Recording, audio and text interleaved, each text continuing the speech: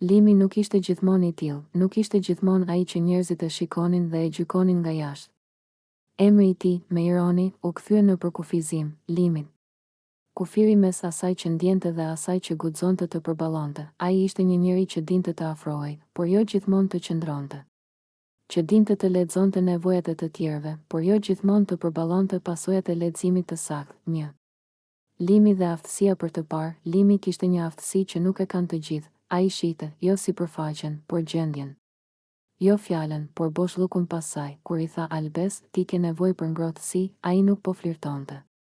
Ai po emërtonte një të vërtetë. Dhe kjo ishte forca dhe dobësia e tij njëkohësisht. Sepse të shohësh thellë të tjetri do të thotë të marrësh përgjegjësi. Dhe Limi nuk ishte gjithmonë gati për këtë. 2. Burrat që afrohen, por nuk rrënjosen. Limi ishte rritur me idenë se forca është pavarësi.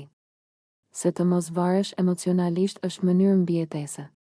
Ai kishte mësuar të hyjë në jetën e njerëzve pa e pushtuar atë, por edhe pa u rrënjosur plotësisht. Ai afrohej deri në një pikë dhe aty ndalej, jo sepse nuk ndjente, por sepse ndjenja për të ishte terren i rrezikshëm. 3. Momentet kur Limi u bëi sinqert, kur Albe i tha, po, por ti nuk e përballon dot, Limi nuk u ndjej fyer. U ndjej zbuluar, sepse ajo nuk po e ulte. Po e pasqyronte, dhe kjo është e rrallë, të thonë të vërtetën pa dëshirë për të lënduar. Limi e kuptoi në atë çast se ai kishte kaluar jetën duke hyrë në ngrohtësinë e të tjerëve, por pa ndezur zjarr vetë. 4. Limi si figurë kontradiktore, nga jashtë, ai duke i sigurt, nga brenda, ishte gjithmonë në negociat me veten. Ai nuk ishte mashtrues, nuk ishte as i ftohtë, ishte i papërfunduar emocionalisht. Limi donte lidhje që të mos e mbërthenin. Donte afërsi pa varësi.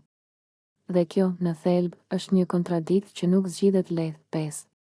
Kufiri që ai vendosi dhe që e mbajti peng, ai u bë Limit jo sepse donte, por sepse kishte frikë nga humbja e vetes në tjetrin. Kishte parë çfarë ndodh kur njerëzit japin gjithçka dhe mbeten bosh, dhe kështu ai zgjodhi kontrollin mbi braktisjen, distancën mbi përfshirjen totale, por çdo kufi që vendos për të mos u lënduar, të mbron dhe të izolon njëkohësisht. 6. Gratë në jetën e Limit, gratë që u afruan me Limit nuk e pan menjëherë këtë. Ato pan vëmendjen, intuitën, mënyrën si ai i bënte të ndiheshin të kuptuara, por ajo që nuk pan në fillim ishte se ai ishte njeri i momentit, jo gjithmonë i vazhdimësisë, dhe kjo nuk e bënte të keq, e bënte të papërgatitur. 7. Vetdia që vjen vonë. Eseja e Limit nuk është histori skandalesh. Është histori vetdieje të vonuar.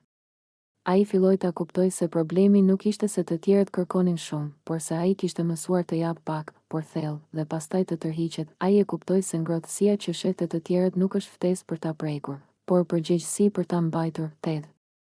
A do të ndryshoj Limi? Kjo e se nuk jep përgjigje të lehta. Sepse njerëzit si Limi nuk ndryshojnë me një moment. Ata ndryshojnë ngadalë, kur lodhen duke qenë gjithmonë në kufi. Ndoshta një ditë, Limi do të zgjedhë të mos jetë më Limit, por prani. Ndoshta do të mësoj se afërsia nuk të shkatëron, nëse nuk ikën sa po bëhet e thellë. Por deri atëherë, ai mbetet ajo që është, një njeri që sheh shumë, ndjen shumë, por ende po mëson të qëndrojë. 9. Përfundim. Limi si pasqyrë. Kjo e se nuk është vetëm për Limin. Është për të gjitha ata që janë ndalur një hap para dorëzimit emocional.